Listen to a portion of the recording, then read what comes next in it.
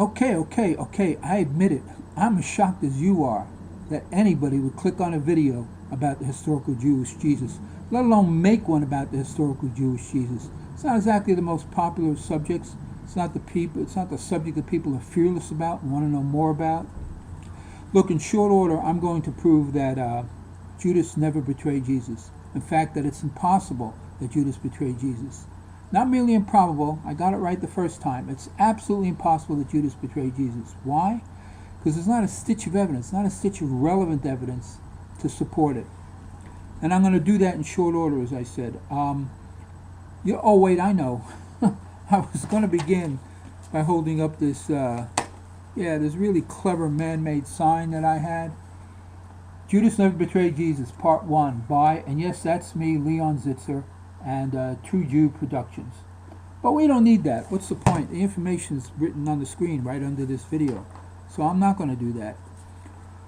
Before I proceed, I'm going to get right to the evidence, but I just want to make 2 points clear. 2 things you should keep in mind as we proceed.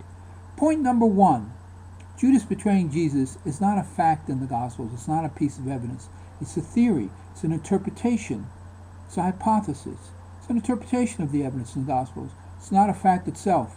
And the question you have to ask with any theory is it a good theory? Does it do a good job at explaining the evidence we have? Is there a better theory? Is there a theory that will better explain the evidence we have than the traditional theory? It's not a hypothesis. It's not a way of proceeding that most New Testament scholars like. I don't think there are any New Testament scholars or historical Jesus scholars that like to proceed this way. But that's what you do in any rational field. Second thing to keep in mind is I'm not out to disparage the gospel authors, but I think it's fair to say that most modern scholars are. Most modern scholars take the position that the gospel authors were all con artists or liars. Of course, they don't put it that way. They won't be blunt and say it that way outright. They have a sophisticated way of saying it.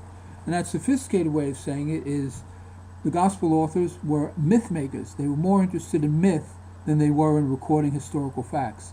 Now that's a big assumption. It's a really big assumption, and they don't have evidence to establish that. I take the opposite approach. In fact, I think the gospel authors were much better historians than modern scholars, because modern scholars are bent on rewriting the evidence to make it fit their belief system. The gospel authors did not do that, and we'll see that even in video number 1 here. Now I may stretch this out to 2 or 3 videos, but even in video number 1 it's going to be obvious that it's impossible that Judas betrayed Jesus. So what do we have? And by the way, I don't have a gospel hidden up this sleeve, a secret gospel hidden up this sleeve, no fanfare, no trumpets, no exciting, strange piece of evidence that I claim came from a cave or beneath the sand. I'm going to use the standard evidence that's been right under all our noses for 2,000 years.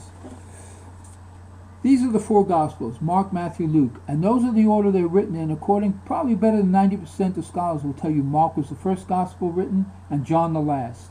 And I'm perfectly content to use that.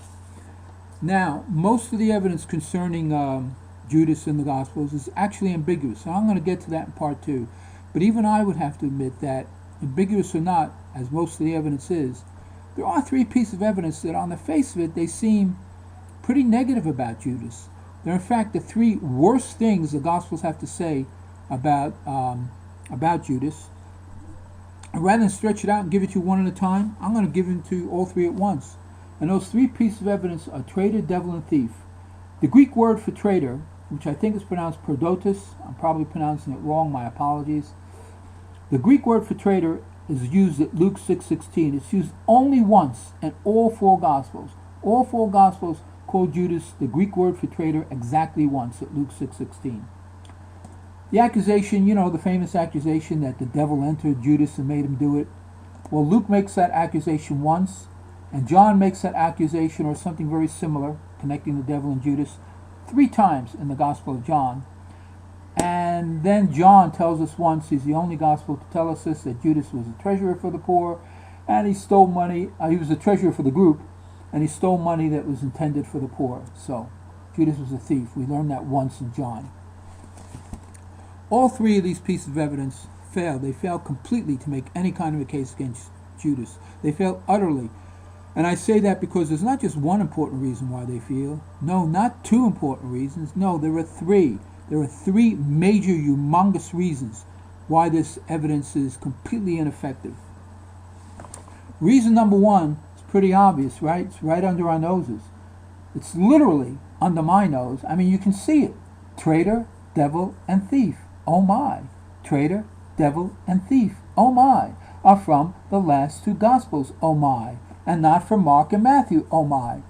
Look, the first two Gospel authors, Mark and Matthew, they never use any bad words about Judas. They never call him a traitor, devil, or thief. It only comes in the last two Gospels. So already you can see, just from that alone, it's a developing story. Interesting, right? Oh, but wait, there's more. There's reason number two. Traitor, devil, and thief. Where do they come from? What is said exactly? These are all comments made by the Gospel authors, Luke and John. They're not comments made by anybody talking within the Gospels. We don't have any character in the Gospels saying these bad things about Judas. You know, if John, which is the last Gospel written, if John had reported, and this would be interesting, this would be very interesting evidence if it existed, which it doesn't.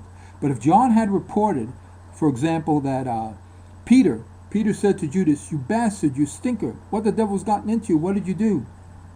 That'd be an interesting piece of evidence, admittedly. Or if John even reported that Peter said to a fellow disciple, "Can you believe what Judas did? What the devil got into him? What a traitor he is, what a lousy bastard." That would be interesting evidence. But we don't have that. We don't have anything like that. And in fact, there's an interesting statement that you can make that's absolutely true about all four Gospels. And this is actually a quotation from my book, True Jew, which, by the way, is not a reference to Judas, it's a reference to Jesus. The full title of the book is True Jew, How Jesus Really Ended Up on a Roman Cross, How We Still Cover It Up. And here's a quotation. I think it's a verbatim quotation. "If anyone who knew Judas ever said a bad word about him, all four Gospels fail to record it." All four Gospels fail to record it. We don't have one stitch of evidence that any of his disciples said anything bad about him. As a matter of fact, the only actual quotation or reference to what his fellow disciples had to say about him is at John 13:29. That's when Judas left the table. And the record there is that the disciples say, "Well, you know, we thought he was up to something innocent. We thought he was out to give money to the poor or get money for the feast." They remember nothing negative about him at that point. That's the only actual quotation or reference to some sort of quotation from the disciples about Judas, and it's a positive one. They remember nothing bad about him. So we've got two reasons so far. But did I say two? I did not. I said there were three humongous reasons. And the third reason why this evidence fails, traitor, devil, and thief, well, thief, let's just put that aside completely. Most gospel scholars, New Historical Jesus scholars, New Testament scholars, they will admit that this evidence amounts to much of nothing, because it sounds more like an attempt to cast aspersions on Judas. And what does it have to do with betraying Jesus? Are we supposed to imagine that Judas betrayed Jesus? He committed this terrible crime to cover up the lesser crime that he was a thief? Doesn't make a lot of sense. So let's get rid of that, and most scholars will get rid of it. So we're left with traitor and devil. What does the accusation traitor amount to? It's an accusation. That's all that it is. It proves that Judas came to be accused of being a traitor. It doesn't prove he was a traitor. I mean, think of it as this way. There are two hypotheses. There's the real guilt hypothesis. Judas really was a traitor. Then there's a slander hypothesis. Judas was an innocent man who was slandered as a traitor. This accusation at Luke 6:16, it's consistent with both hypotheses. So it doesn't help us choose between the two of them. You can never use an accusation to prove the truth of the accusation. Oh, at a witch trial, sure. At a witch trial, you can always use an accusation, and they do that all the time at witch trials, use an accusation to prove the truth of an accusation. But you can't do it at a legitimate, rational, historical investigation. You need a pattern of evidence. Is there a pattern of evidence outside that accusation? That's what I'm going to get to in part 2. And as for devil, same thing. What does the accusation devil in Luke and John mean? What does the demonization of Judas mean? It means that he came to be accused of being a devil. It means he came to be demonized. He came to be hated and reviled. But did he deserve this hatred? We don't know. That evidence doesn't tell us that. The evidence tells us nothing. He just came to be accused of that. In fact, it's a point in his favor. Why? Because the demonization is a way of saying his act is a mystery to us. We have no idea why he did it. In other words, it's a confession they had no evidence against him. And so, that'll bring us to part 2.